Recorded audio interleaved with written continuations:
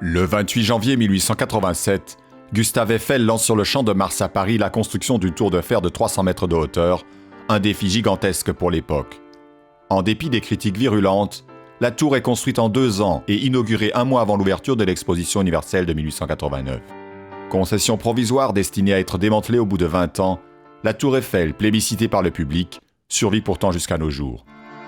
Imaginé par les chefs des bureaux d'études de la compagnie Eiffel dès 1884, le projet de la tour divise profondément.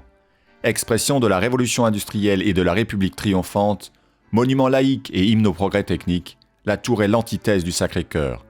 Son architecture de fer et sa vocation populaire heurtent l'esthétique et les aspirations d'une partie de l'élite française.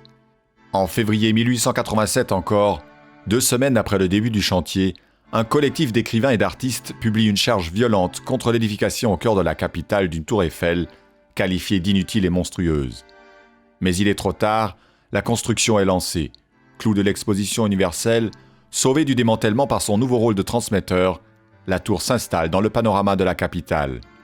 Avec l'essor du tourisme international, elle devient la principale attraction parisienne à partir des années 60.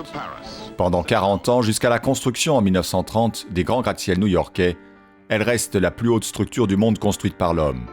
Depuis, la course à la hauteur des gratte-ciels a effacé la prouesse technique passée, mais plus d'1 siècle après sa construction, la vieille dame de fer devenue l'emblème de Paris et de la France peut toujours se targuer d'un superlatif, celui de monument le plus visité au monde.